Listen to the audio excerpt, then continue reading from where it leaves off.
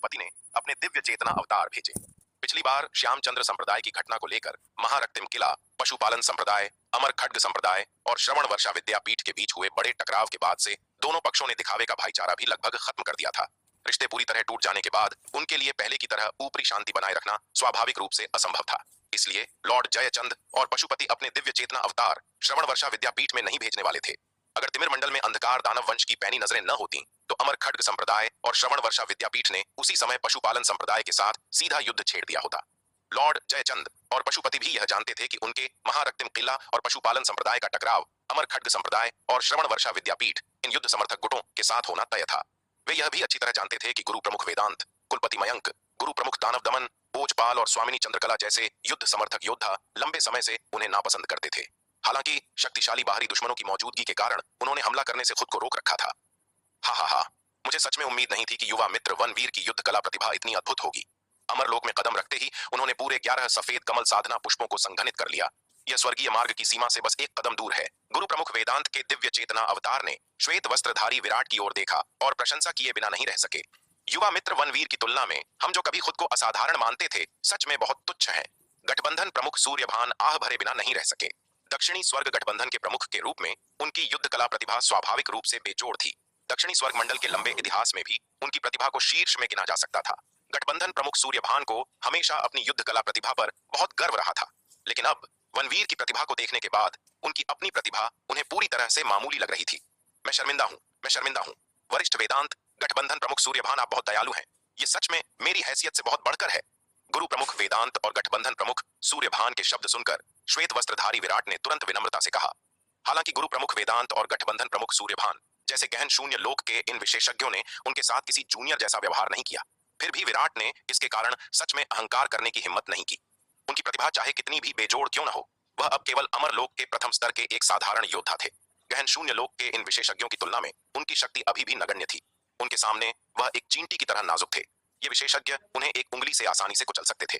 श्वेत वस्त्रधारी विराट को इस बात का अच्छी तरह से एहसास था, इसलिए उन्होंने उनकी प्रशंसा के कारण अहंकारी होने या अपनी सीमाओं को भूलने की हिम्मत नहीं की। उनकी वर्तमान स्थिति खतरे से भरी थी। अगर उन्होंने थोड़ी सी भी डील दी या आत्मसंतुष्ट हुए तो उन पर जल्द ही विपत्ति आ जाएगी। गठबंधन प्रमुख सूर्यभान, गुरु प्रमुख वेदांत, गुरु प्रमुख दानव दमन, भोजपाल, स्वामिनी चंद्रकला, राणा यशवीर और अग्निराज सहित गहन शून्य लोक के अन्य विशेषज्ञों के दिव्य चेतना अवतारों ने कुलपति मयंक और श्वेत वस्त्रधारी विराट को बधाई देने के बाद श्रवण वर्षा विद्यापीठ से प्रस्थान किया। तन्वी, तुम्हें इस समय अत्यधिक सतर्क रहना होगा और युवा मित्र वनवीर की सुरक्षा करनी होगी। गहन शून्य लोक के विशेषज्ञों के समूह के आध्यात्मिक अवतारों के जाने के बाद कुलपति मयंक के आध्यात्मिक अवतार ने तन्वी की ओर देखा और उसे गंभीरता से निर्देश दिया। वनवीर का अमर लोक में कदम रखना और 11 सफेद कमल साधना पुष्पों को संघनित करना एक अत्यंत महत्वपूर्ण घटना थी। यह खबर संभवतः बहुत जल्द तिमिर मंडल के अंधकार दानव वंश तक पहुंच जाएगी। यह खबर मिलने पर अंधकार दानव वंश निस्संदेह वनवीर को खत्म करने में कोई कसर नहीं छोड़ेगा। इसलिए वनवीर की स्थिति अब से बेहद खतरनाक होने वाली थी। जी गुरुदेव। कुलपति मयंक के आध्यात्मिक अवतार के शब्द सुनकर तन्वी ने तुरंत सम्मानपूर्वक उत्तर दिया। जब तक मैं जीवित हूं, मैं किसी को भी अपने पति के सिर का एक बाल भी बांका नहीं करने दूंगी। युवा मित्र वनवीर, अगर कोई और काम न हो तो आपको इस दौरान श्रवण वर्षा विद्यापीठ से बाहर नहीं जाना चाहिए। कुलपति मयंक के आध्यात्मिक अवतार ने फिर श्वेत वस्त्रधारी विराट की ओर मुड़कर उन्हें निर्देश दिया। चिंता न करें कुलपति, मैं समझता हूं। श्वेत वस्त्रधारी विराट यह सुनकर मुस्कुराए। अगर अंधकार दानव वंश को पता चल गया कि मैंने अमरलोक में कदम रख दिया है तो वे शायद मुझे खत्म करने के लिए और भी ज्यादा बेचैन हो जाएंगे। यह अच्छी बात है कि युवा मित्र वनवीर समझते हैं। कुलपति मयंक का दिव्य चेतना अवतार यह सुनकर मुस्कुराया। वनवीर के बारे में सबसे प्रशंसनीय बात केवल उनकी बेजोड़ युद्ध कला प्रतिभा नहीं है, बल्कि उनकी अत्यधिक तीक्ष्ण बुद्धि भी है। चाहे वह प्रतिभा हो, ज्ञान हो या स्वभाव, वह असाधारण रूप से बेमिसाल है। ये सभी खूबियां मिलकर वनवीर को एक बेहद खूंखार शख्सियत बनाती है। ऐसी खूंखार शख्सियत अगर दुश्मन होती तो निश्चित रूप से उनकी रातों की नींद हराम कर देती, लेकिन सौभाग्य से वनवीर दुश्मन नहीं है, बल्कि उनके अपने हैं। एल्डर यश, मैं अब से श्रवण वर्षा विद्यापीठ आपको सौंप रहा हूँ। अंत में कुलपति मयंक के दिव्य चेतना अवतार ने अपने बगल में खड़े एल्डर यश की ओर मुड़कर कहा। निश्चिंत रहें कुलपति, मैं निश्चित रूप से आपकी उम्मीदों पर खरा उतरूंगा। एल्डर यश ने सम्मानपूर्वक सिर झुकाया और गंभीरता से कहा। कुलपति मयंक का दिव्य चेतना अवतार सभी को निर्देश देने के बाद श्रवण वर्षा विद्यापीठ से निकल गया और श्रवण वर्षा नगर लौट आया। तिमिर मंडल की सीमा, सम्राट अंधक, असुर प्रलय, असुर मल्लाक्ष, तारकासुर, महाअसुर भद्र, असुर अर्कम और गहन शून्य लोक के अन्य शक्तिशाली अंधकार दानव एक साथ एकत्र हुए। पूरे कक्ष का माहौल भारी था। उस छोटे जानवर वनवीर को अब और जीवित नहीं रहने दिया जा सकता, वरना एक बार जब वह सच में बड़ा हो जाएगा तो वह हमारे अंधकार दानव वंश के लिए बहुत बड़ा खतरा बन जाएगा। सम्राट अंधक ने कक्ष में मौजूद गहन शून्य लोक के अंधकार दानवों के समूह पर नजर डाली और ठंडे स्वर में कहा, अमर लोक में कदम रखना और पूरे 11 सफेद कमल साधना पुष्पों को संघनित करना, ऐसी उपलब्धि सच में हैरान करने वाली है। यह अमर लोक की स्वर्गीय मार्ग की सीमा से बस एक कदम दूर है। ऐसी राक्षसी प्रतिभा न केवल दक्षिणी स्वर्ग मंडल के इतिहास में बल्कि उनके तिमिर मंडल के इतिहास में भी अभूतपूर्व है। अगर वह इसी तरह बढ़ता रहा तो एक बार गहन शून्य लोक में पहुंचने के बाद पूरे तिमिर मंडल में उसे कौन रोक पाएगा। इसके अलावा यह छोटा जानवर न केवल हर बार आगे बढ़ने पर आश्चर्यजनक कारनामे करता है बल्कि उसकी साधना की गति भी उतनी ही आश्चर्यजनक है। उसे दक्षिणी स्वर्ग मंडल में आए कुछ ही साल बीते हैं, फिर भी वह सप्तम विपत्ति लोक से अमर लोक तक पहुंच चुका है। इस गति से संभवतः उसे गहन शून्य लोक तक पहुंचने में ज्यादा समय नहीं लगेगा। जब यह खबर आई कि वनवीर ने अमर लोक में प्रवेश कर लिया है और 11 सफेद कमल साधना पुष्प संघनित कर लिए हैं, तो उसने पहली बार खौफ महसूस किया। वास्तव में अमर लोक में कदम रखने वाले एक योद्धा ने उसके मन में एक अभूतपूर्व डर पैदा कर दिया था। यह बात सुनने में बिल्कुल हास्यास्पद लग रही थी, लेकिन सम्राट अंधक बिल्कुल हंस नहीं सका। वह अच्छी तरह जानता था कि ऐसा स्वर्गीय नियमों को तोड़ने वाला प्रतिभाशाली योद्धा एक बार सच में परिपक्व हो गया तो उनके तिमिर मंडल के लिए कितना बड़ा खतरा बन जाएगा। इसलिए वनवीर को खत्म करने में अब और देरी नहीं की जा सकती। चाहे जो भी कीमत चुकानी पड़े, वनवीर को खत्म करना ही होगा, अन्यथा जितनी देरी होगी यह उतना ही मुश्किल होता जाएगा। सम्राट अंधक के शब्द सुनकर कक्ष में सन्नाटा छा गया। गहन शून्य लोक के सभी अंधकार दानव चुप रहे। वे अच्छी तरह जानते थे कि अगर वनवीर जीवित रहा तो तिमिर मंडल के लिए कितना बड़ा खतरा होगा, लेकिन यह जानने के बावजूद वे क्या कर सकते थे। ऐसा नहीं था कि तिमिर मंडल ने वनवीर को खत्म करने की कोशिश नहीं की थी। वास्तव में उन्होंने लगभग सभी उपलब्ध तरीके आजमा लिए थे। वनवीर को खत्म करने के लिए उन्होंने श्यामचंद्र संप्रदाय के प्रमुख को भी 2 बार व्यक्तिगत रूप से हस्तक्षेप करने के लिए कहा था, लेकिन नतीजा क्या निकला। न केवल श्यामचंद्र संप्रदाय का प्रमुख वनवीर को मारने में विफल रहा, बल्कि उसे खुद 2 बार गंभीर चोटें आईं। पहली बार श्यामचंद्र संप्रदाय के प्रमुख को गुरु प्रमुख वेदांत ने गंभीर रूप से घायल कर दिया था। दूसरी बार जब श्यामचंद्र संप्रदाय ने कदम उठाया तो श्यामचंद्र संप्रदाय के प्रमुख का अवतार कहीं से अचानक प्रकट हुए गहन शून्य लोक के एक विशेषज्ञ द्वारा एक ही तलवार के वार से मारा गया था। यह कहा जा सकता है कि तिमिर मंडल ने हर संभव तरीका और हर उपयोगी तकनीक आजमा ली थी, लेकिन अफसोस वनवीर को मारना सच में बहुत मुश्किल था। हर बार जब उन्होंने वनवीर पर हमला किया, तिमिर मंडल को शुद्ध नुकसान हुआ। न केवल वे वनवीर को मारने में विफल रहे, बल्कि उन्हें खुद भी भारी नुकसान उठाना पड़ा। तारकासुर, क्या तुम्हारे पास इस बारे में कोई अच्छा विचार है? सम्राट अंधक ने तारकासुर से पूछा। मंडल प्रमुख, दक्षिणी स्वर्ग मंडल इन दिनों निस्संदेह वनवीर की सुरक्षा बहुत अच्छी तरह से कर रहा है। उसे नुकसान पहुंचाने की कोशिश करना बेहद मुश्किल है, तारकासुर ने एक फीकी मुस्कान के साथ कहा। सिर्फ तन्वी, जो वनवीर के करीब है, उससे निपटना आसान नहीं है। वनवीर को मारने के लिए हमें गहन शून्य लोक के किसी विशेषज्ञ को व्यक्तिगत रूप से हस्तक्षेप करने की आवश्यकता होगी। इसके अलावा भले ही गहन शून्य लोक का कोई विशेषज्ञ हस्तक्षेप करे, फिर भी सफल होने के लिए उन्हें वनवीर को श्रवण वर्षा विद्यापीठ से दूर ले जाना होगा। असुर अर्कम ने जोड़ा। अगर वनवीर श्रवण वर्षा विद्यापीठ में छिपा रहता है तो गहन शून्य लोक का कोई विशेषज्ञ भी उसका कुछ नहीं बिगाड़ पाएगा। श्रवण वर्षा विद्यापीठ का सुरक्षा व्यूह कोई मजाक नहीं है। यहाँ तक कि गहन शून्य लोक के प्रथम स्तर का कोई सामान्य विशेषज्ञ भी इसे नहीं तोड़ सकता। केवल गहन शून्य लोक के दूसरे स्तर के विशेषज्ञ के पास ही कोई मौका होगा। क्या तुम यह कह रहे हो कि हमारा तिमिर मंडल वनवीर के सामने पूरी तरह से असहाय है? हमारा पूरा तिमिर मंडल अमर लोक के प्रथम स्तर के एक साधारण योद्धा को भी नहीं संभाल सकता? तारकासुर और असुर अर्कम के शब्द सुनकर सम्राट अंधक ने त्योरियां चढ़ाईं। उसका चेहरा काला पड़ गया। उनका पूरा तिमिर मंडल इतना शक्तिशाली था, विशेषज्ञों से भरा हुआ था, फिर भी वे एक ऐसी चींटी से नहीं निपट सकते थे जिसने अभी अभी अमर लोक में कदम रखा था। ये पूरी तरह से बेतुका था। अगर ये बात बाहर फैल गई तो उनका तिमिर मंडल कभी अंधकार दानव वंश के बीच अपना सिर कैसे ऊंचा कर पाएगा? सम्राट अंधक के शब्द सुनकर गहन शून्य लोक के अंधकार दानव विशेषज्ञ एक बार फिर चुप हो गए। क्या उनका तिमिर मंडल वास्तव में केवल वनवीर जैसे अमर लोक के प्रथम स्तर के एक साधारण योद्धा से निपट रहा था? स्पष्ट रूप से नहीं। अगर बात केवल वनवीर से अकेले निपटने की होती तो वह चाहे कितना भी शक्तिशाली क्यों न हो, उनका तिमिर मंडल उसे आसानी से कुचल सकता था। हालांकि उनका लक्ष्य केवल वनवीर नहीं था, जो अमर लोक के प्रथम स्तर का एक साधारण योद्धा था। वनवीर से निपटने के लिए वे दक्षिणी स्वर्ग मंडल की शक्तिशाली हस्तियों को नजरअंदाज नहीं कर सकते थे। क्या दक्षिणी स्वर्ग मंडल के गहन शून्य लोक के विशेषज्ञ यूं ही खड़े होकर उनके तिमिर मंडल को वनवीर को मारते हुए देखेंगे? वह स्पष्ट रूप से असंभव था। इसलिए ऊपरी तौर पर ऐसा लग रहा था कि वे वनवीर से निपट रहे थे, लेकिन वास्तव में उनका तिमिर मंडल पूरे दक्षिणी स्वर्ग मंडल से निपट रहा था। वनवीर से निपटने के लिए उन्हें पहले दक्षिणी स्वर्ग मंडल के गहन शून्य लोक के उन विशेषज्ञों को खत्म करना होगा और इस तरह अपने रास्ते की बाधाओं को दूर करना होगा। वनवीर से निपटने का एक तरीका है। एक लंबी चुप्पी के बाद असुर अर्कम अचानक बोला। क्या तरीका है? मुझे जल्दी बताओ। यह सुनकर सम्राट अंधक का चेहरा खुशी से चमक उठा और उसने तुरंत कहा, जब तक हम शमशेर को कदम उठाने के लिए मना न लें। असुर अर्कम ने एक पल सोचा और कहा, सैन, वनवीर अभी श्रवण वर्षा विद्यापीठ के अंदर छिपा हुआ है। अगर वह बाहर नहीं निकलता तो हम में से कोई उसका कुछ नहीं बिगाड़ सकता।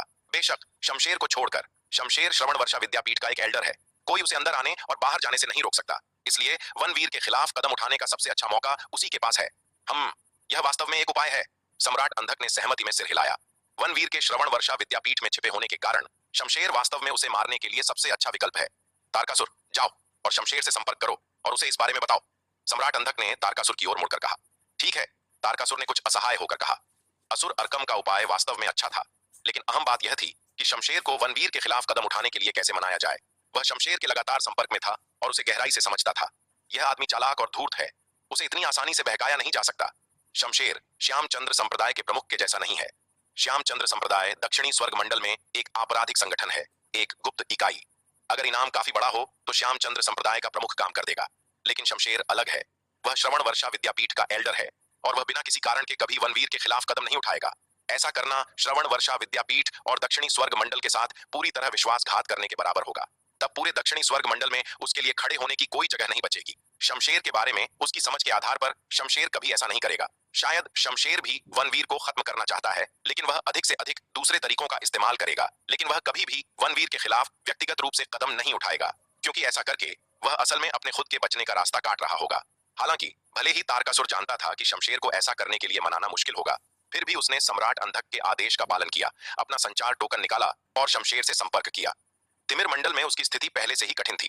खुफिया काम में बार बार विफल होने के कारण सम्राट अंधक उसे पहले ही नापसंद करने लगा था। अगर वह सम्राट अंधक के आदेशों को पूरा करने से पहले ही सीधे तौर पर उनका खंडन करता तो इससे सम्राट अंधक और भी क्रोधित हो जाता। सम्राट अंधक की वर्तमान स्थिति को देखते हुए अगर वह सम्राट अंधक को और क्रोधित करता तो परिणाम अकल्पनीय होते। इसलिए भले ही वह सम्राट अंधक के आदेशों से असहमत था, उसके पास दबाव में उनका पालन करने के अलावा कोई विकल्प नहीं था। तारकासुर ने अपना संचार टोकन निकाला और काफी देर तक शमशेर से संपर्क करने की कोशिश की, जिसके बाद अंततः संपर्क हो गया। एल्डर तारकासुर, यहाँ कैसे आना हुआ? संचार टोकन के माध्यम से शमशेर की गहरी आवाज आई। एल्डर शमशेर, आपने वनवीर के अमर लोक में कदम रखने के बारे में सुना है ना? तारकासुर ने कहा। मैंने सुना है, शमशेर ने जवाब दिया। वास्तव में उसने न केवल इसके बारे में सुना था, बल्कि उसने अंतरिक्ष को चीरते हुए अपने दिव्य चेतना अवतार के साथ उतरकर श्रवण वर्षा विद्यापीठ लौटकर वनवीर को बधाई भी दी थी। हालांकि उसके और कुलपति मयंक के बीच संबंध अच्छे नहीं थे, फिर भी वह श्रवण वर्षा विद्यापीठ का एक एल्डर था। भले ही वह गुप्त रूप से वनवीर को मारना चाहता था, फिर भी उसे दिखावा बनाए रखने की आवश्यकता थी। अगर उसने यह दिखावा भी बंद कर दिया तो इसका मतलब था कि उसने और कुलपति मयंक ने पूरी तरह से संबंध तोड़ लिए हैं। एल्डर शमशेर, हमारे लिए वनवीर का खतरा बढ़ता ही जा रहा है, तारकासुर ने कहा। मैं समझता हूँ, शमशेर ने जवाब दिया। जब उसे पता चला कि वनवीर ने अमरलोक में कदम रखते समय 11 सफेद कमल साधना पुष्प संघनित किए हैं, तो उसका पहला विचार वनवीर को खत्म करने का था। वनवीर का जीवित रहना उसके लिए एक बहुत बड़ा खतरा था। अंधकार दानव वंश के साथ उसकी गुप्त मिलीभगत, मानवता के साथ उसके विश्वासघात का मतलब था कि युद्ध समर्थक गुट के साथ उसका टकराव असुलझ था। युद्ध समर्थक गुट जितना मजबूत होगा, उसके लिए उतना ही नुकसानदेह होगा, और वनवीर निस्संदेह युद्ध समर्थक गुट का सबसे दृढ़ सदस्य था। इसलिए वनवीर उसकी आंखों की किरकिरी था, दर्द का एक निरंतर स्रोत। वह जल्द से जल्द वनवीर को खत्म करने और इस विशाल छिपे हुए खतरे को दूर करने के सपने देखता था। एल्डर शमशेर, हम तिमिर मंडल वालों का मतलब है कि क्या एल्डर शमशेर व्यक्तिगत रूप से वनवीर को खत्म कर सकते हैं? तारकासुर ने कहा। अभी शायद केवल एल्डर शमशेर ही इस विशाल खतरे वनवीर को दूर कर सकते हैं। तारकासुर के शब्द सुनकर शमशेर कुछ पल के लिए चुप हो गया। काफी देर बाद वह आखिरकार बोला, एल्डर तारकासुर, क्या आप मजाक कर रहे हैं? धत तेरे की, क्या यह बूढ़ा जानता भी है कि वह क्या कह रहा है? उससे वनवीर को मारने के लिए कह रहा है। यह तो असल में उसे मौत के मुंह में धकेलने जैसा है। दक्षिणी स्वर्ग मंडल में अब वनवीर की क्या हैसियत है? युद्ध समर्थक गुट के गहन शून्य लोक के विशेषज्ञ लगभग उसे एक कीमती रत्न की तरह मानते हैं। जो कोई भी वनवीर पर हाथ उठाने की हिम्मत करेगा, वह सिर्फ कुलपति मयंक को ही नहीं, बल्कि दक्षिणी स्वर्ग मंडल के पूरे युद्ध समर्थक गुट को भड़काएगा। वह जीने से थका नहीं है और वह इतनी मूर्खतापूर्ण बात करने के लिए इतना बेवकूफ नहीं है। अगर वह खुले तौर पर वनवीर पर हमला करने की हिम्मत करता है, तो वह निश्चित रूप से दक्षिणी स्वर्ग मंडल से जीवित नहीं निकल पाएगा। कुलपति मयंक, गुरु प्रमुख वेदांत, गठबंधन प्रमुख सूर्यभान और युद्ध समर्थक गुट के वे अन्य योद्धा निश्चित रूप से उसे चीर कर रख देंगे। दक्षिणी स्वर्ग मंडल में अब ऐसे बहुत से लोग हैं जो उसे मार सकते हैं। उसने गुप्त रूप से अंधकार दानव वंश के साथ मिली भगत क्यों की और मानवता को धोखा क्यों दिया? अंततः यह सब फायदे के लिए था। लेकिन भले ही उसने फायदे के लिए सब कुछ किया, यह अपने जीवन के साथ जुआ खेलने लायक नहीं था। अगर उसकी जान ही चली गई तो किसी फायदे का क्या उपयोग? एल्डर शमशेर, हम मजाक नहीं कर रहे हैं। शमशेर के शब्द सुनकर तारकासुर ने तुरंत कहा, जब तक एल्डर शमशेर वनवीर को मार सकते हैं, एल्डर शमशेर जो भी इनाम चाहें बस अपनी कीमत बताएं। मुझे खेद है, मैं ऐसा नहीं कर सकता। एल्डर तारकासुर, कृपया किसी और को खोजें, शमशेर ने कहा। इसके साथ ही उसने अचानक संचार समाप्त कर दिया, जिससे तारकासुर को उसे मनाने का कोई और मौका नहीं मिला। एल्डर शमशेर, एल्डर शमशेर, तारकासुर ने कई बार पुकारा, लेकिन दुर्भाग्य से संचार टोकन से कोई प्रतिक्रिया नहीं आई। प्रभु, शमशेर हमारी मांगों पर सहमत नहीं हुआ है, तारकासुर ने असहाय होकर सम्राट अंधक की ओर मुड़ते हुए कहा। वास्तव में उसे इसकी उम्मीद थी। शमशेर की चालाकी और धूर्तता को देखते हुए वह भला ऐसा कुछ कैसे कर सकता था जिससे लगभग निश्चित रूप से उसकी मौत हो जाए। शमशेर की अंधकार दानव वंश के साथ मिलीभगत और मानवता के साथ विश्वासघात अंततः केवल व्यक्तिगत लाभ के लिए था। अंधकार दानव वंश के मिशन को पूरा करने के लिए शमशेर को अपनी जान जोखिम में डालने के लिए कहना बिल्कुल असंभव था। वह शमशेर के चरित्र को बहुत अच्छी तरह से जानता था। उस दुष्ट शमशेर ने हमारे अंधकार दानव वंश से इतने फायदे लिए हैं और अब वह एक छोटा सा एहसान भी नहीं करेगा। तारकासुर के शब्द सुनकर सम्राट अंधक का चेहरा बेहद भद्दा हो गया। सम्राट अंधक के शब्द सुनकर तारकासुर चुप हो गया। उनके तिमिर मंडल ने शमशेर को जो काम करने के लिए कहा था वह कोई छोटी बात नहीं थी। यकीनन शमशेर जैसे गहन शून्य लोक के विशेषज्ञ के लिए अमरलोक के प्रथम स्तर के एक साधारण योद्धा को मारना एक आसान काम होगा। हालांकि वनवीर अमरलोक के प्रथम स्तर का कोई सामान्य योद्धा नहीं था। वह पूरे दक्षिणी स्वर्ग मंडल के इतिहास में सबसे उत्कृष्ट युद्ध कला प्रतिभा था। ऐसी प्रतिभा की हत्या करना पूरे दक्षिणी स्वर्ग मंडल के युद्ध समर्थक गुट को भड़काने के बराबर था। शमशेर के मना करने के बाद सम्राट अंधक ने तारकासुर से लॉर्ड जयचंद और पशुपति से संपर्क करने को कहा और उनसे वनवीर की हत्या करने के लिए कहा, लेकिन बिना किसी अपवाद के लॉर्ड जयचंद और पशुपति दोनों ने उनके अनुरोधों को ठुकरा दिया। अंत में सम्राट अंधक ने तारकासुर से श्यामचंद्र संप्रदाय के प्रमुख से संपर्क करवाया। इस बार श्यामचंद्र संप्रदाय के प्रमुख ने उनके अनुरोधों को अस्वीकार नहीं किया, बल्कि उसने ऐसी शर्तें रखी जो उनके लिए पूरी तरह से अस्वीकार्य थीं। श्यामचंद्र संप्रदाय के प्रमुख ने न केवल यह मांग की कि अंधकार दानव वंश 2 मध्य श्रेणी के गहन शून्य दिव्य अस्त्र प्रदान करे, बल्कि यह भी आवश्यक था कि अंधकार दानव वंश उसे गहन शून्य लोक के दूसरे स्तर पर पहुंचने के लिए आवश्यक संसाधन प्रदान करे। इन दोनों में से कोई भी शर्त अंधकार दानव वंश को भारी आर्थिक नुकसान पहुंचाने के लिए काफी थी। एक मध्य श्रेणी का गहन शून्य दिव्य अस्त्र, कितना अविश्वसनीय रूप से कीमती खजाना। यहां तक कि सम्राट अंधक खुद जिस हथियार का इस्तेमाल करता था वह सिर्फ एक थोड़ा बेहतर निम्न श्रेणी का गहन शून्य दिव्य अस्त्र था। पूरे तिमिर मंडल के पास कोई मध्य श्रेणी का गहन शून्य दिव्य अस्त्र नहीं था। तिमिर मंडल उस स्तर का एक भी अस्त्र नहीं बना सकता था, 2 की तो बात ही छोड़ दें। इसके अलावा श्यामचंद्र संप्रदाय के प्रमुख की ऐसी किसी खजाने की मांग जो तिमिर मंडल को गहन शून्य लोक के दूसरे स्तर तक पहुंचने के लिए पर्याप्त हो, कोई आसान काम नहीं था। यह समझना महत्वपूर्ण है कि श्यामचंद्र संप्रदाय का प्रमुख कई बार गंभीर रूप से घायल हो चुका था, जिससे उसकी युद्ध कला की नींव को नुकसान पहुंचा था। उसकी ताकत पहले ही गहन शून्य लोक से नीचे गिर चुकी थी। उसे उसकी चोट से पहले की ताकत में वापस लाना ही एक मुश्किल काम था। गहन शून्य लोक के दूसरे स्तर तक पहुंचने में उसे सक्षम बनाना तो दूर की बात थी। ऐसे खजाने के साथ यह अनुमान लगाया गया था कि तिमिर मंडल गहन शून्य लोक के दूसरे स्तर के 2 और विशेषज्ञ प्राप्त कर सकता है। श्यामचंद्र संप्रदाय के प्रमुख की अत्यधिक मांगों का सामना करते हुए तिमिर मंडल ने स्वाभाविक रूप से बिना किसी हिचकिचाहट के इनकार कर दिया। इन बार बार के झटकों के बाद सम्राट अंधक का चेहरा इतना काला पड़ गया था कि वह लगभग उदासी से टपक रहा था। उसने अपने पूरे जीवन में कभी ऐसा अपमान नहीं झेला था। तिमिर मंडल से मदद मांगते समय ये कमीने हमेशा इतनी आसानी से उपलब्ध रहते थे, लेकिन जब असल में उनका उपयोग करने की बात आई तो वे सभी बहाने बनाने लगे। ये कमीने सच में घृणित हैं। उनकी मुझ पर इतना अनादर दिखाने की हिम्मत कैसे हुई? क्या वे वनवीर की हत्या करने के लिए दक्षिणी स्वर्ग मंडल के युद्ध समर्थक गुट से प्रतिशोध से नहीं डरते? मैं पहले तिमिर मंडल के साथ उनकी मिली भगत के सबूत जारी करूंगा और मैं देखूंगा कि वे दक्षिणी स्वर्ग मंडल के युद्ध समर्थक गुट का सामना कैसे करते हैं, सम्राट अंधक ने कहा। उसका चेहरा अविश्वसनीय रूप से गंभीर था। सम्राट अंधक के शब्द सुनकर गहन शून्य लोक के अंधकार दानवों का समूह भयभीत हो गया। मंडल प्रमुख, इस पर विचार करें, यह पूरी तरह से अस्वीकार्य है। महाअसुर भद्र ने जल्दबाजी में सलाह दी। अगर हम ऐसा करते हैं तो कोई भी हमारे तिमिर मंडल की सेवा करने की हिम्मत नहीं करेगा।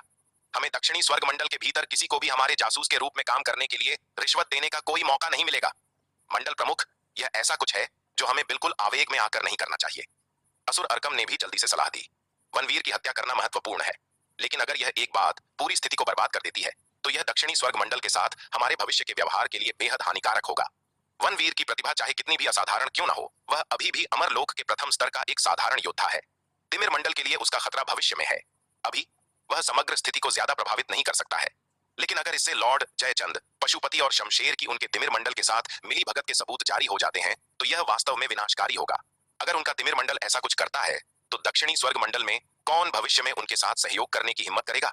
इस तरह दक्षिणी स्वर्ग मंडल पर खुफिया जानकारी जुटाना वस्तुतः असंभव होगा। वर्तमान स्थिति पहले से ही तिमिर मंडल के लिए बेहद प्रतिकूल थी। अगर ऐसा कुछ होता है तो यह केवल उनकी दुर्दशा को और खराब करेगा। एक बार जब वे दक्षिणी स्वर्ग मंडल में अपने अंदरूनी संपर्कों को खो देंगे तो वे वहां क्या हो रहा है इससे पूरी तरह अनजान हो जाएंगे। दक्षिणी स्वर्ग मंडल में अनगिनत वर्षों में बनाया गया उनका खुफिया नेटवर्क पल भर में नष्ट हो जाएगा। उन्हें लगा कि सम्राट अंधक अब गुस्से से पूरी तरह अंधा हो गया है और आवेग में काम कर रहा है। वे बिल्कुल भी सम्राट अंधक को ऐसा कुछ नहीं करने दे सकते थे, अन्यथा यह तिमिर मंडल के लिए एक वास्तविक समस्या होगी। महाअसुर भद्र, असुर अर्कम और गहन शून्य लोक के अंधकार दानव वंश के अन्य सदस्यों द्वारा समझाए जाने के बाद सम्राट अंधक धीरे धीरे शांत हो गया। उसे यह भी एहसास हुआ कि लॉर्ड जयचंद, पशुपति और शमशेर की तिमिर मंडल के साथ मिली भगत के सबूत सीधे तौर पर जारी करना वास्तव में नासमझी थी। हालांकि यह अस्थायी रूप से दक्षिणी स्वर्ग मंडल को आंतरिक कलह में धकेल सकता है, लेकिन यह उस खुफिया नेटवर्क को भी पूरी तरह से नष्ट कर देगा जिसे तिमिर मंडल ने कई वर्षों से दक्षिणी स्वर्ग मंडल के भीतर विकसित किया था। इस गहराई से जड़े हुए खुफिया नेटवर्क को खोने से तिमिर मंडल और कमजोर हो जाएगा, जिससे वे और भी अधिक निष्क्रिय स्थिति में आ जाएंगे। दो तारकीय प्रणालियों के बीच युद्धों में खुफिया जानकारी हमेशा महत्वपूर्ण होती है। एक दशक से अधिक समय से दक्षिणी स्वर्ग मंडल के खिलाफ अपने संघर्ष में तिमिर मंडल के नुकसान में रहने का कारण ठीक यही दोषपूर्ण खुफिया जानकारी थी। उन्हें अभी भी नहीं पता था कि गुरु प्रमुख वेदांत, गुरु प्रमुख दानव दमन और कुलपति मयंक अचानक अपनी चोटों से कैसे उबर गए थे और उनकी ताकत में उल्लेखनीय वृद्धि हुई थी, जिससे वे गहन शून्य लोक के दूसरे स्तर पर पहुंच गए। इसका कारण ठीक यही था कि उन्हें इसका कारण नहीं पता था कि तिमिर मंडल दक्षिणी स्वर्ग मंडल के खिलाफ युद्ध में सतर्क नहीं था, जिससे उसे भारी नुकसान हुआ। यहाँ तक कि असुर तारक भी इसके परिणाम स्वरूप गुरु प्रमुख वेदांत द्वारा मारा गया था। तिमिर मंडल में पहले से ही दक्षिणी स्वर्ग मंडल के भीतर की स्थिति के बारे में बहुत सी समझ की कमी थी। अगर इस महत्वपूर्ण क्षण में वे उस खुफिया नेटवर्क को नष्ट कर देते जिसे तिमिर मंडल ने अनगिनत वर्षों से बड़ी मेहनत से बनाया था, तो इससे दक्षिणी स्वर्ग मंडल के आंतरिक मामलों के बारे में उनका ज्ञान और कट जाएगा। इसलिए पेशेवरों और विपक्षों को तौलने के बाद सम्राट अंधक अंततः शांत हो गया और उसने आवेगपूर्ण कार्रवाई से परहेज किया। तो मुझे बताओ, वनवीर को खत्म करने के और क्या तरीके हैं? सम्राट अंधक ने गहन शून्य लोक के अंधकार दानवों के समूह को देखते हुए पूछा। वनवीर से छुटकारा पाने के लिए हमें पहले उसे श्रवण वर्षा विद्यापीठ से बाहर निकालना होगा, असुर अर्कम ने कहा। लेकिन महाविजयनगर में इतना भारी नुकसान उठाने के बाद यह संभावना नहीं है कि हम फिर से बेवकूफ बनेंगे। जब तक वह श्रवण वर्षा विद्यापीठ में छिपा है, हम कह सकते हैं कि हमारे पास उससे निपटने का कोई तरीका नहीं है। हमारे लिए अब एकमात्र तरीका सीधे दक्षिणी स्वर्ग मंडल की रक्षा पंक्ति को तोड़ना है। केवल दक्षिणी स्वर्ग मंडल की रक्षा पंक्ति को तोड़कर और दक्षिणी स्वर्ग मंडल में उन गहन शून्य लोक के विशेषज्ञों को मारकर ही हम संभवतः वनवीर से निपट सकते हैं। वनवीर सच में बहुत चालाक है। वनवीर को समझने के इतने वर्षों के बाद उसने पाया कि इस युवक के पास न केवल बेजोड़ युद्ध कला प्रतिभा है, बल्कि उसकी बुद्धि भी अत्यधिक उत्कृष्ट है। ऐसे व्यक्ति से निपटना असाधारण रूप से कठिन है, विशेष रूप से अमरलोक में कदम रखने और 11 सफेद कमल साधना पुष्पों को संघनित करने के बाद पूरे दक्षिणी स्वर्ग मंडल के युद्ध समर्थक गुट ने उसे अत्यधिक गंभीरता से लिया। दक्षिणी स्वर्ग मंडल के युद्ध समर्थक गुट के वे गहन शून्य लोक के विशेषज्ञ कभी किसी को उसे नुकसान पहुंचाने की अनुमति नहीं देंगे। इसलिए वर्तमान परिस्थितियों में वनवीर को मारने के लिए पहला कदम दक्षिणी स्वर्ग मंडल में युद्ध समर्थक गहन शून्य लोक के विशेषज्ञों को खत्म करना है। दक्षिणी स्वर्ग मंडल की रक्षा पंक्ति को तोड़े बिना कोई भी वनवीर की हत्या करने के लिए गुप्त रूप से दक्षिणी स्वर्ग महाद्वीप में घुसपैठ नहीं कर सकता है। इसके अलावा भले ही उनके पास दक्षिणी स्वर्ग मंडल के गहन शून्य लोक के विशेषज्ञों से बचकर निकलने और वनवीर की हत्या करने की क्षमता हो, लेकिन ऐसा करने की हिम्मत कौन करेगा? एक बार उनका ठिकाना उजागर हो जाने के बाद दक्षिणी स्वर्ग मंडल के गहन शून्य लोक के विशेषज्ञों के एक समूह की घेराबंदी का सामना करते हुए वे मूल रूप से मारे जाएंगे। तिमिर मंडल में गहन शून्य लोक के किसी भी अंधकार दानव वंश के विशेषज्ञ में दक्षिणी स्वर्ग मंडल के गहन शून्य लोक के विशेषज्ञों के समूह की घेराबंदी से बचने की क्षमता नहीं है। यहाँ तक कि सम्राट अंधक जैसा गहन शून्य लोक के दूसरे स्तर का विशेषज्ञ भी शायद ऐसा नहीं कर सकता। इसलिए वनवीर को मारने का एकमात्र तरीका अब सीधे दक्षिणी स्वर्ग मंडल की रक्षा पंक्ति को तोड़ना है। एक बार जब वे दक्षिणी स्वर्ग मंडल की रक्षा पंक्ति को तोड़ देते हैं और गहन शून्य लोक के उन विशेषज्ञों को मार देते हैं, तो अमर लोक के प्रथम स्तर के एक साधारण योद्धा वनवीर से निपटना बच्चों का खेल होगा। असुर अर्कम के शब्द सुनकर सम्राट अंधक का चेहरा फिर से काला पड़ गया। असुर अर्कम के शब्द पूरी तरह से निरर्थक थे। अगर उनके तिमिर मंडल में दक्षिणी स्वर्ग मंडल की रक्षा पंक्ति को तोड़ने की ताकत होती, तो क्या वे अब तक इंतजार करते? जब से गुरु प्रमुख वेदांत ने गहन शून्य लोक के दूसरे स्तर में प्रवेश किया है, दक्षिणी स्वर्ग मंडल के खिलाफ तिमिर मंडल की कई लड़ाइयों में कभी कोई फायदा नहीं हुआ था। न केवल वे ऊपरी हाथ हासिल करने में विफल रहे थे, बल्कि उन्हें कई बार भारी नुकसान भी उठाना पड़ा था। पूर्ण निश्चितता के बिना वह दक्षिणी स्वर्ग मंडल के खिलाफ एक और हमला शुरू करने की हिम्मत कैसे कर सकता था? अपनी वर्तमान ताकत के साथ असुर प्रलय, असुर मल्लाक्ष और असुरलोक मंडल के अन्य अंधकार दानवों की सहायता के बावजूद उनमें अभी भी दक्षिणी स्वर्ग मंडल को हराने के विश्वास की कमी थी। पिछले 10 वर्षों में दक्षिणी स्वर्ग मंडल की ताकत में जबरदस्त वृद्धि हुई है। असुर अर्कम सही कह रहा है। वनवीर को मारने का हमारे पास अब एकमात्र तरीका दक्षिणी स्वर्ग मंडल की रक्षा पंक्ति को तोड़ना और वहां मौजूद गहन शून्य लोक के उन विशेषज्ञों को मारना है, तारकासुर ने बीच में कहा। तारकासुर, तो मुझे बताओ, हम दक्षिणी स्वर्ग मंडल की रक्षा पंक्ति को कैसे तोड़ सकते हैं? सम्राट अंधक ने पूछा। उसका चेहरा गंभीर था। क्या उन्हें लगता था कि वह दक्षिणी स्वर्ग मंडल को जीतना नहीं चाहता था? अगर दक्षिणी स्वर्ग मंडल को जीतना इतना आसान होता तो वे इसे बहुत पहले ही ले चुके होते। अब तक इंतजार क्यों करते? यह इस बात पर निर्भर करता है कि गोमांतक मंडल प्रमुख और असुरलोक मंडल से सुदृढ़ीकरण की अगली खेप कब आती है। तारकासुर ने असुर प्रलय और असुर मल्लाक्ष की ओर छुपकर देखा, सावधानी से बोलते हुए। उनके तिमिर मंडल की वर्तमान ताकत के साथ वे स्वाभाविक रूप से दक्षिणी स्वर्ग मंडल की रक्षा पंक्ति को नहीं तोड़ सकते थे। वह असुरलोक मंडल से सुदृढ़ीकरण पर भरोसा कर रहा था। पिछली बार गोमांतक के संदेश के अनुसार लोहित मंडल में कुछ हुआ है, वे शायद इतनी जल्दी यहां नहीं पहुंच पाएंगे। असुर प्रलय ने तारकासुर के शब्द सुनने के बाद एक पल सोचकर कहा, प्रभु असुर प्रलय, शायद आप गोमांतक को हमारी स्थिति के बारे में बता सकें। तारकासुर ने सावधानी से कहा, उन्हें बताएं कि वनवीर ने अमरलोक में कदम रख दिया है और 11 सफेद कमल साधना पुष्पों को संघनित किया है। अगर हम जल्द ही वनवीर को खत्म नहीं करते हैं तो यह न केवल हमारे तिमिर मंडल के लिए एक बड़ा खतरा पैदा करेगा, बल्कि अस्त्रलोक मंडल के लिए भी एक गंभीर खतरा होगा। उसे लगा कि यह मामला उसके वरिष्ठों को सूचित किया जाना चाहिए। यह मामला अत्यंत महत्वपूर्ण था और सीधे नवमंडल परम दानव को सूचित किया जाना चाहिए। दुर्भाग्य से नवमंडल परम दानव का अवतार गहन शून्य लोक के पहले स्तर पर किसी अज्ञात कारण से तिमिर मंडल के पूर्वी हिस्से में चक्र महाद्वीप में मारा गया था। इस वजह से नवमंडल परम दानव बेहद क्रोधित थे, जिससे तिमिर मंडल उन्हें परेशान करने से हिचक रहा था। इसके अलावा नवमंडल परम दानव का अवतार मारे जाने के बाद उनके तिमिर मंडल के पास नवमंडल परम दानव से संपर्क करने का कोई सीधा तरीका नहीं था। नवमंडल परम दानव से संपर्क करने और यहाँ की स्थिति की रिपोर्ट करने के लिए वे केवल मंडल प्रमुख गोमांतक से संपर्क कर सकते थे और उनसे संदेश भिजवा सकते थे। हम ठीक है। तारकासुर के शब्द सुनकर असुर प्रलय ने एक पल के लिए सोचा, फिर अंततः सिर हिलाया और कहा, तुम सही कह रहे हो। यह मामला वास्तव में असाधारण है और मंडल प्रमुख गोमांतक को पता होना चाहिए। वह भी जानता था कि तारकासुर के शब्द डराने वाले नहीं थे। अगर वनवीर सफलतापूर्वक बड़ा हो जाता है तो यह वास्तव में न केवल तिमिर मंडल के लिए बल्कि उनके अस्त्रलोक मंडल के लिए भी एक बहुत बड़ा खतरा पैदा करेगा।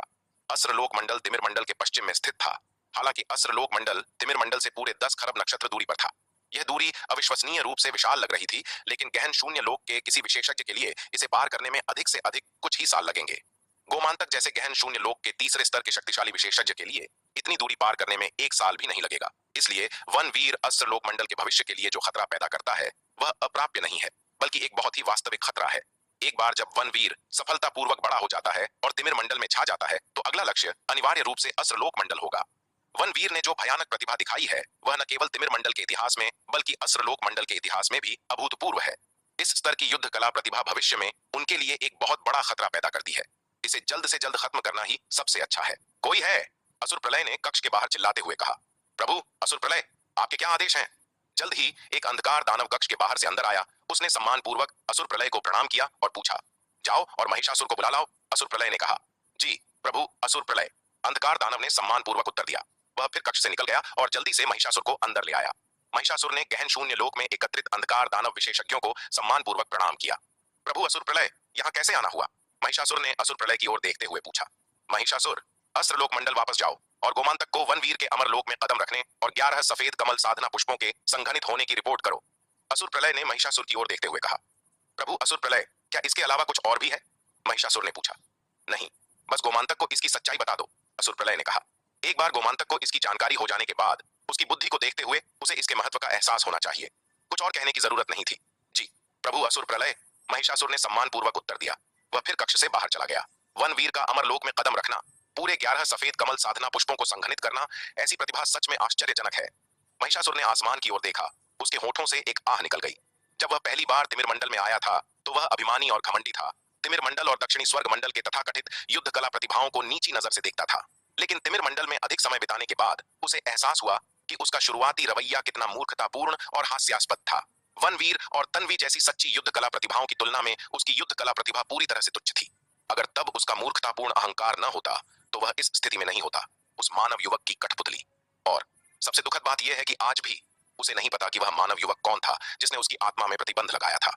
वह इतने सालों से तिमिर मंडल में था, उसे तिमिर मंडल और दक्षिणी स्वर्ग मंडल दोनों की गहरी समझ हो गई थी, लेकिन वह यह पता नहीं लगा सका कि उसकी आत्मा में प्रतिबंध लगाने वाला वह युवक कौन था। ऐसा लग रहा था मानो पूरे दक्षिणी स्वर्ग मंडल में ऐसे किसी व्यक्ति का अस्तित्व ही न हो। अगर उसकी आत्मा में प्रतिबंध वास्तविक नहीं होता तो उसे संदेह होता कि क्या उसके पिछले अनुभव सिर्फ एक सपना थे। मुख्य कक्ष से निकलने के बाद महिषासुर तिमिर मंडल की सीमा पर स्थित स्थानिक मार्ग के माध्यम से तिमिर महाद्वीप लौट आया और फिर तिमिर महाद्वीप को अस्त्रलोक महाद्वीप से जोड़ने वाले स्थानिक मार्ग के माध्यम से अस्त्रलोक महाद्वीप लौट आया। हालांकि जब वह अस्त्रलोक महाद्वीप लौटा तो वह भूमि की स्थिति देखकर दंग रह गया। स्थानिक मार्ग से अंधकार दानव मंदिर वापस लौटते समय परिदृश्य पूरी तरह से तबाह हो चुका था। इस भयानक दृश्य को देखकर महिषासुर को लगभग अपने अस्तित्व पर संदेह होने लगा। उसे संदेह होने लगा कि क्या वह सच में अस्त्रलोक महाद्वीप पर है। कितने साल बीत चुके थे? अस्त्रलोक ऐसा कब बन गया? गहरे सदमे में महिषासुर अंधकार दानव मंदिर लौट आया और अपने गुरु असुर शूरसेन को खोजा। गुरुदेव, अस्त्रलोक महाद्वीप को क्या हुआ? महिषासुर ने असुर शूरसेन से अविश्वास से भरे चेहरे के साथ पूछा। इसका जिक्र भी मत करो। हम लोहित मंडल के जाल में फंस गए और गुरु प्रमुख लोहित, हर्षिता और लोहित मंडल के गहन शून्य लोक के अन्य विशेषज्ञों द्वारा घात लगाकर हम पर हमला किया गया। असुर शूरसेन ने उदास चेहरे के साथ कहा। यह घटना उनके अस्त्रलोक मंडल के लिए एक स्थायी घाव थी। इस बार गुरु प्रमुख लोहित, हर्षिता, यशपाल, गजेंद्र और लोहित मंडल के अन्य गहन शून्य लोक विशेषज्ञों के हमले से अस्त्रलोक महाद्वीप को अभूतपूर्व नुकसान हुआ। अस्त्रलोक मंडल के लिए यह एक अभूतपूर्व दर्द और एक अभूतपूर्व अपमान दोनों था। सबसे महत्वपूर्ण बात यह है कि वह और गोमांतक का पुतला अवतार असहाय होकर देखते रह गए जब गुरु प्रमुख लोहित, हर्षिता और लोहित मंडल के अन्य गहन शून्य लोक विशेषज्ञों ने पूरे अस्त्रलोक महाद्वीप में तबाही मचाई। वे कुछ भी नहीं कर सके। हम पर गुरु प्रमुख लोहित, हर्षिता और लोहित मंडल के उन गहन शून्य लोक विशेषज्ञों ने घात लगाकर हमला किया था। यह सुनकर महिषासुर पूरी तरह से सन्न रह गया। गुरुदेव, क्या हमारे अस्त्रलोक मंडल ने लोहित मंडल को पूरी तरह जीत नहीं लिया था? ऐसा कैसे हुआ कि गुरु प्रमुख लोहित और हर्षिता लोहित मंडल के उन गहन शून्य लोक के विशेषज्ञों ने हम पर घात लगाकर हमला कर दिया? महिषासुर ने असुर शूरसेन से पूछा। उसका चेहरा पूरी तरह उलझन में था। वह बस इसे समझ नहीं पा रहा था। जब वह तिमिर मंडल का समर्थन करने के लिए अस्त्रलोक मंडल से निकला था तो लोहित मंडल पहले ही पूरी तरह से गिर चुका था। लोहित मंडल की स्थिति को देखते हुए उसका पूरी तरह से मिट जाना केवल समय की बात थी। भले ही नवमंडल परम दानव ने अस्त्रलोक मंडल से गहन शून्य लोक के लगभग आधे विशेषज्ञों को अपने साथ ले लिया, अस्त्रलोक मंडल की शेष सेनाओं के पास अभी भी लोहित मंडल पर एक महत्वपूर्ण बढ़त थी। सबसे बुरी स्थिति में लोहित मंडल की शेष सेनाओं को खत्म करने में केवल थोड़ी अधिक देरी होती। यह लोहित मंडल द्वारा अचानक हमले में कैसे बदल सकता था? यह बात सच में अविश्वसनीय थी। अब इस बारे में कोई बात नहीं, असुर शूरसेन ने हाथ हिलाते हुए कहा। यह मामला अपने शिष्य के सामने चर्चा करने के लिए सच में बहुत शर्मनाक था। वैसे महिषासुर, इस बार तुम वापस क्यों आए हो? असुर शूरसेन ने महिषासुर से पूछा। गुरुदेव, बात यह है। असुर शूरसेन का प्रश्न सुनकर महिषासुर ने तुरंत वह सब बताया जो असुर प्रलय ने उसे बताने के लिए कहा था। क्या? वनवीर ने जब अमरलोक में कदम रखा, पूरे 11 सफेद कमल साधना पुष्पों को संघनित किया। महिषासुर की बात सुनकर असुर शूरसेन पूरी तरह से चकित रह गया। इस बेहद चौंकाने वाली खबर ने उसे पूरी तरह से परेशान कर दिया। अमरलोक में कदम रखना और पूरे 11 सफेद कमल साधना पुष्पों को संघनित करना, इसका क्या मतलब था? इसका मतलब था अमरलोक की स्वर्गीय मार्ग की सीमा से बस एक कदम दूर होना। ऐसी आश्चर्यजनक युद्ध कला प्रतिभा उनके अस्त्रलोक मंडल के लंबे इतिहास में भी कभी प्रकट नहीं हुई थी। हाँ, महिषासुर ने सिर हिलाया और कहा। असुर प्रलय ने कहा कि मुझे इस मामले की रिपोर्ट गोमांतक को देनी चाहिए। असुर प्रलय का तरीका सही है। यह मामला अत्यंत महत्वपूर्ण है और वास्तव में मंडल प्रमुख को तुरंत सूचित किया जाना चाहिए। यह सुनकर असुर शूरसेन ने गंभीरता से सिर हिलाया। दक्षिणी स्वर्ग मंडल में ऐसी राक्षसी युद्ध कला प्रतिभा का उदय न केवल तिमिर मंडल के लिए बल्कि उनके अस्त्रलोक मंडल के लिए भी एक खतरा है। एक बार वनवीर के सफलतापूर्वक बड़े होने के बाद तिमिर मंडल को नष्ट करना बहुत आसान काम होगा। उनके अस्त्रलोक मंडल के पास भी ऐसा कोई नहीं है जो इस तरह की अद्वितीय प्रतिभा को रोक सके। इसलिए इस तरह की प्रतिभा को आगे बढ़ने की अनुमति नहीं दी जानी चाहिए। उसे जल्द से जल्द खत्म किया जाना चाहिए। महिषासुर, मेरे साथ आओ। असुर शूरसेन ने महिषासुर की ओर देखते हुए कहा। जी गुरुदेव, महिषासुर ने सम्मानपूर्वक उत्तर दिया। तुरंत असुर शूरसेन महिषासुर को अंधकार दानव मंदिर के उच्चतम स्तर की ओर ले गया। उसे गोमांतक के पुतले के अवतार से मिलने ले गया। हालांकि गोमांतक का असली शरीर असुर हेतुक और गहन शून्य लोक के अन्य शक्तिशाली अंधकार दानवों के साथ अस्त्रलोक महाद्वीप में लौट आया था। वे सभी गुरु प्रमुख लोहित, हर्षिता और लोहित मंडल के अन्य गहन शून्य लोक विशेषज्ञों का शिकार करने गए थे। इसलिए गोमांतक का असली शरीर अंधकार दानव मंदिर में नहीं था। केवल गोमांतक का पुतला अवतार, जो गहन शून्य लोक के पहले स्तर पर था, मंदिर की देखरेख के लिए वहां मौजूद था। असुर शूरसेन, तुम्हें मुझसे क्या काम है? असुर शूरसेन को महिषासुर को अंदर लाते देखकर गोमांतक के पुतले अवतार ने भावहीन होकर पूछा। हाल ही में वह बहुत खराब मूड में था। यहाँ तक कि अपने सक्षम सिपह सालार असुर शूरसेन के प्रति भी उसने अधिक दया नहीं दिखाई थी। प्रभु, मुझे आपको महत्वपूर्ण मामलों की रिपोर्ट करनी है। यह सुनकर असुर शूरसेन सम्मानपूर्वक झुक गया। वह जानता था कि गोमांतक हाल ही में खराब मूड में था, इसलिए गोमांतक के पुतले अवतार का सामना करते समय उसने जरा सी भी लापरवाही करने की हिम्मत नहीं की। बोलो, गोमांतक के पुतले अवतार ने भावहीन होकर कहा। महिषासुर, मंडल प्रमुख को बताओ कि क्या हुआ। असुर शूरसेन महिषासुर की ओर मुड़ा और कहा। जी गुरुदेव, महिषासुर ने जल्दी से जवाब दिया। उसने देरी करने की हिम्मत नहीं की और जल्दी से गोमांतक के पुतले अवतार को असुर प्रलय के निर्देश बताए। तुमने क्या कहा? वनवीर ने अमरलोक में प्रवेश कर लिया और पूरे 11 सफेद कमल साधना पुष्प संघनित कर लिए। महिषासुर का विवरण सुनने के बाद गोमांतक का पुतला अवतार अचानक अपनी सीट से खड़ा हो गया, सदमे में चिल्लाया। ऐसी युद्ध कला प्रतिभा सच में बहुत आश्चर्यजनक थी। यहाँ तक कि गोमांतक, जिसे अपनी युद्ध कला प्रतिभा पर बहुत भरोसा था, ऐसी प्रतिभा के सामने शर्मिंदा महसूस करता था। हाँ मंडल प्रमुख, महिषासुर ने जल्दबाजी में जवाब दिया। असुर प्रलय और सम्राट अंधक दोनों का मानना है कि वनवीर जैसी युद्ध कला प्रतिभा को आगे बढ़ने की अनुमति नहीं दी जानी चाहिए। उसे भविष्य में हमारे अंधकार दानव वंश के लिए एक बड़ा खतरा बनने से रोकने के लिए जल्द से जल्द खत्म कर दिया जाना चाहिए। क्या तिमिर मंडल ने वनवीर के खिलाफ कोई कार्रवाई नहीं की है? यह सुनकर गोमांतक के पुतले अवतार ने बेहद उदास भाव से पूछा। उन्होंने कार्रवाई की है, लेकिन वह लड़का वनवीर बहुत चालाक है। इसके अलावा वह अब दक्षिणी स्वर्ग मंडल में सबसे उत्कृष्ट युद्ध कला प्रतिभा बन गया है और दक्षिणी स्वर्ग मंडल के गहन शून्य लोक विशेषज्ञ उसकी सुरक्षा की अत्यधिक रक्षा कर रहे हैं। वनवीर को खत्म करना बेहद मुश्किल होगा, इसलिए असुर प्रलय और सम्राट अंधक ने मुझे मंडल प्रमुख से सहायता का अनुरोध करने के लिए अस्त्रलोक मंडल वापस भेज दिया। वे यह पूछना चाहते हैं कि मंडल प्रमुख को तिमिर मंडल का समर्थन करने के लिए सुदृढ़ीकरण का नेतृत्व करने में कितना समय लगेगा। महिषासुर ने सावधानी से कहा। यह सुनकर गोमांतक के पुतले अवतार के भाव और भी गंभीर हो गए। तिमिर मंडल, वे पूरी तरह से बेकार थे। वह पहले ही तिमिर मंडल का समर्थन करने में इतनी शक्ति लगा चुका था, फिर भी वे दक्षिणी स्वर्ग मंडल पर विजय प्राप्त नहीं कर सके। इसके अलावा उसने लोहित मंडल में एकत्रित खजाने और संसाधनों का एक विशाल हिस्सा भी उन्हें दिया था। उन्हें निर्देश दिया था कि वे दक्षिणी स्वर्ग मंडल को भीतर से कमजोर करने के लिए इन संसाधनों का उपयोग करें। और फिर भी इतनी भारी कीमत चुकाने के बाद तिमिर मंडल ने एक भी जीत हासिल नहीं की थी। अगर यह नव मंडल परम दानव के अवतार के लिए नहीं होता, जो गहन शून्य लोक के प्रथम स्तर का एक विशेषज्ञ था, जिसने तिमिर मंडल का समर्थन करने के लिए अस्त्रलोक मंडल की उच्च स्तरीय युद्ध शक्ति का आधा हिस्सा ले लिया था, तो उनका अस्त्रलोक मंडल ऐसी स्थिति में नहीं गिरता। शायद लोहित मंडल के गहन शून्य लोक के विशेषज्ञ जैसे गुरु प्रमुख लोहित और हर्षिता उसके द्वारा पहले ही मिटा दिए गए होते। वे अभी भी कैसे जीवित रह सकते हैं और उनके अस्त्रलोक मंडल को इतना भारी नुकसान कैसे पहुंचा सकते हैं? गोमांतक का पुतला अवतार तेजी से क्रोधित हो गया। तिमिर मंडल सच में बेकार, किसी काम के नहीं लोगों का समूह था। हालांकि गोमांतक यह भी जानता था कि क्रोध से कुछ हल नहीं होगा। वनवीर की असाधारण युद्ध कला प्रतिभा को बिल्कुल भी बढ़ने नहीं दिया जा सकता था, अन्यथा वह अनिवार्य रूप से भविष्य में अंधकार दानव वंश के लिए एक बहुत बड़ा खतरा पैदा करेगा। अब अस्त्रलोक मंडल को एक समस्या का सामना करना पड़ा है और हम अस्त्रलोक मंडल में अस्थायी रूप से तिमिर मंडल का समर्थन करने के लिए कोई और बल भेजने में असमर्थ है। गोमांतक के पुतले अवतार ने एक गहरी सांस ली। बोलते समय अपना गुस्सा दबाते हुए कहा, तो फिर हम आगे क्या करें? क्या हम कुछ नहीं करने वाले हैं? महिषासुर ने अपना सिर नीचे किया। गोमांतक के पुतले अवतार की ओर देखने की हिम्मत नहीं की और सावधानी से पूछा। वह वर्तमान में चुपचाप पीड़ित था। उसकी आत्मा को उस मानव युवक ने सील कर दिया था। उसका हर एक कदम उस मानव युवक की नजरों से बच नहीं सकता था। लेकिन असुर प्रलय ने हमेशा उसे ऐसे महत्वपूर्ण संदेश देने के लिए भेजा। यह उसके व्यक्तिगत रूप से तिमिर और अस्त्रलोक मंडल के सबसे महत्वपूर्ण रहस्यों को मानव जाति को सौंपने के बराबर था। जब भी वह ऐसा कुछ करता था, उसे बहुत दर्द महसूस होता था। फिर भी उसने इसके बारे में बात करने की हिम्मत नहीं की। वह अंततः इस बिंदु पर पहुंच गया था और वह अपने जीवन को बहुत संजोता था। जब विराट ने उस पर आत्मा बंधन प्रतिबंध लगा दिया, तो उसने विरोध करने की हिम्मत नहीं की, जिससे वह फिर कभी विरोध करने का साहस नहीं जुटा सका। मैं इस मामले की रिपोर्ट नवमंडल परम दानव को दूंगा। आगे क्या करना है, यह नवमंडल परम दानव को ही तय करना है। गोमांतक के पुतले अवतार ने गहरी सांस ली और कहा, वर्तमान में अस्त्रलोक मंडल गुरु प्रमुख लोहित, हर्षिता, यशपाल, गजेंद्र और लोहित मंडल के अन्य गहन शून्य लोक विशेषज्ञों के हमलों का सामना कर रहा था। अपने स्वयं के अस्तित्व में व्यस्त था और तिमिर मंडल का समर्थन करने के लिए उसके पास कोई अतिरिक्त ताकत नहीं थी। उसने इस अवसर का उपयोग नव मंडल परम दानव को अस्त्रलोक मंडल की स्थिति के बारे में सूचित करने के लिए भी किया।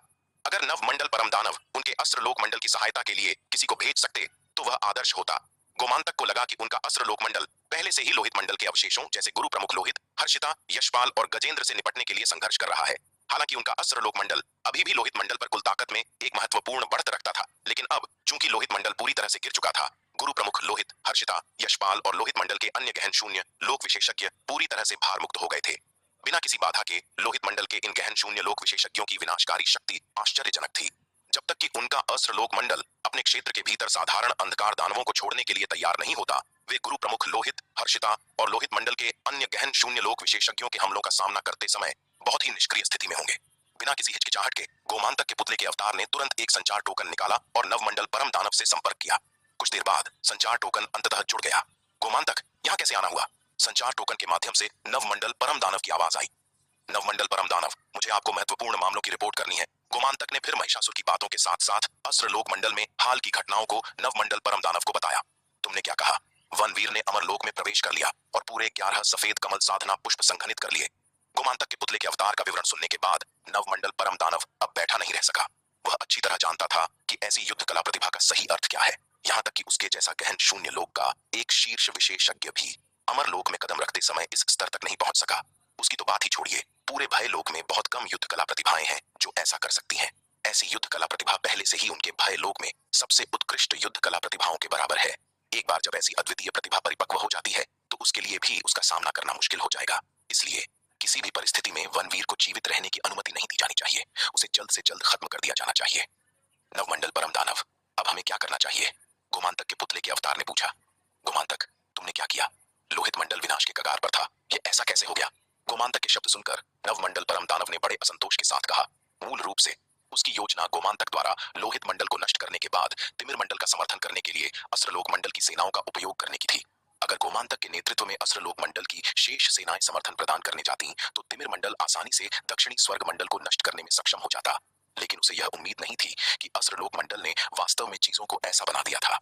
न केवल वे लोहित मंडल की शेष सेनाओं को पूरी तरह से नष्ट करने में विफल रहे, बल्कि गुरु प्रमुख लोहित, हर्षिता और लोहित मंडल के अन्य गहन शून्य लोक विशेषज्ञों ने अस्त्रलोक मंडल के गढ़ पर पलटवार भी किया, जिससे अस्त्रलोक मंडल को भारी नुकसान हुआ। इस स्थिति ने नवमंडल परम दानव को बहुत नाराज किया। नवमंडल परम दानव लोहित मंडल में कुछ रहस्यमय मानव विशेषज्ञ प्रकट हुए हैं। उनके तरीके अप्रत्याशित और विचित्र हैं। मैं सतर्क नहीं था और इस तरह मुझे चकमा दे दिया गया। गोमांतक ने कहा, क्या आपको नहीं पता कि चीजें ऐसी क्यों हुई हैं?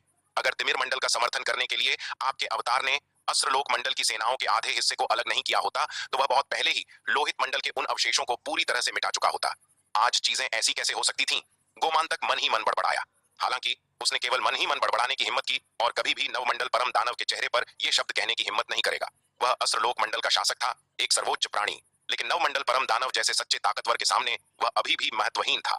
अस्त्रलोक मंडल नवमंडल परम दानव के डोमेन के भीतर अधिक से अधिक बस एक महत्वहीन क्षेत्र था। अगर उसने नवमंडल परम दानव को नाराज किया तो उसे कुचलना आसान बात होगी। गोमांतक, लोहित मंडल में प्रकट हुए रहस्यमय इंसानों की पृष्ठभूमि क्या है?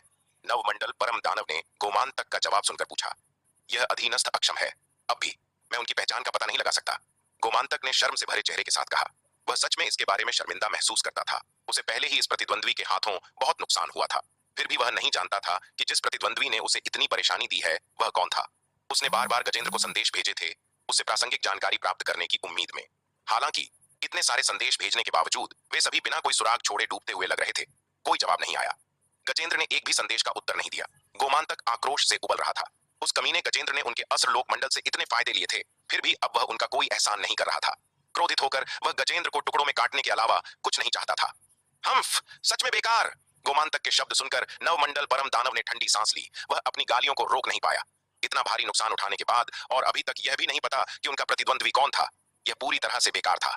हालांकि नवमंडल परम दानव को यह नहीं पता था कि जिसने अस्त्र लोक मंडल को इतनी परेशानी दी थी वह और कोई नहीं बल्कि स्वरा थी, जिसने उसके दो अवतारों को मार डाला था। नवमंडल परम दानव के शब्द सुनकर गोमांतक ने उनका खंडन करने की हिम्मत नहीं की और केवल चुपचाप सहन कर सका। नवमंडल परम दानव, आगे हमें क्या करना चाहिए? काफी देर बाद गोमांतक ने अंततः पूछा। हाल ही में भैरव मंडल ने उदय सूर्य मंडल के खिलाफ काफी जीत हासिल की है। मैं भैरव मंडल से एक अवतार भेजूंगा जो गहन शून्य लोक के तीसरे स्तर पर दो विशेषज्ञों का नेतृत्व करेगा ताकि तिमिर मंडल का समर्थन किया जा सके। जहां तक अस्त्र लोक मंडल की बात है, आप उसे खुद संभाल सकते हैं। नवमंडल परम दानव ने एक लंबे ठहराव के बाद कहा। भैरव मंडल अस्त्र लोक मंडल के पश्चिम में स्थित है और उसके अधिकार क्षेत्र के 9 तारकीय मंडलों में से एक है। हाल ही में भैरव मंडल ने उदय सूर्य मंडल के खिलाफ अपनी लड़ाई में एक बड़ी जीत हासिल की है। भैरव मंडल वास्तव में गहन शून्य लोक के तीसरे स्तर पर 2 अंधकार दानवों को बख्श सकता है। इसके अलावा भैरव मंडल उसके अधिकार क्षेत्र के 9 तारकीय मंडलों में अस्त्रलोक मंडल के बाद तिमिर मंडल के सबसे करीब है। बेशक यह निकटता केवल सापेक्ष है। भैरव मंडल और तिमिर मंडल के बीच अभी भी 50 खरब नक्षत्र दूरी है। इतनी विशाल दूरी भैरव मंडल में उसके गहन शून्य लोक के दूसरे स्तर के अवतार के लिए भी पार करने में कम से कम 10 साल लगेंगे। जी, नवमंडल परम दानव। नवमंडल परम दानव के शब्द सुनकर गोमांतक ने जल्दी और सम्मानपूर्वक उत्तर दिया। इस क्षण वह एक लंबी राहत की सांस लिए बिना नहीं रह सका। हालांकि नवमंडल परम दानव ने लोहित मंडल से निपटने में उसकी मदद करने के लिए किसी को नहीं भेजा था, जिससे उसे थोड़ी निराशा हुई। इस तथ्य ने कि नवमंडल परम दानव ने उसकी गलती का पीछा नहीं किया, उसे एक बड़े बोझ से मुक्त कर दिया। आखिरकार लोहित मंडल की स्थिति में वह अभी भी ज्वार को मोड़ने में कामयाब रहा था, जिसे कर्तव्य की एक बड़ी अवहेलना माना जा सकता है। वह पहले से ही आभारी था कि नवमंडल परम दानव ने उसे अस्त्रलोक मंडल के प्रमुख के रूप में उसकी स्थिति से नहीं छीना था। हालांकि वह गहन शून्य लोक के तीसरे स्तर का अंधकार दानव अस्त्रलोक मंडल में एक अजेय अस्तित्व था। वह नवमंडल परम दानव की कमान के तहत केवल एक महत्वहीन सदस्य था। यह अज्ञात है कि नवमंडल परम दानव की कमान के तहत उससे कहीं अधिक मजबूत कितनी शक्तिशाली हस्तियां मौजूद हैं। अपना निर्णय लेने के बाद नवमंडल परम दानव ने तुरंत संचार काट दिया। महिषासुर, तिमिर मंडल लौट जाओ और सम्राट अंधक और असुर प्रलय को इसकी सूचना दो। उन्हें बताओ कि भैरव मंडल में नवमंडल परम दानव का अवतार तिमिर मंडल का समर्थन करने के लिए गहन शून्य लोक के तीसरे स्तर पर 2 विशेषज्ञों का नेतृत्व करेगा। गोमांतक के पुतले के अवतार ने महिषासुर से कहा। जी मंडल प्रमुख। यह सुनकर महिषासुर जल्दी और सम्मानपूर्वक सहमत हो गया। हाँ जाओ। गोमांतक के पुतले के अवतार ने हाथ हिलाया और कहा। यह जूनियर विदा लेता है। महिषासुर ने फिर से सम्मानपूर्वक प्रणाम किया और असुर शूरसेन के साथ कक्ष से बाहर निकल गया। भैरव मंडल। असुर गिरधर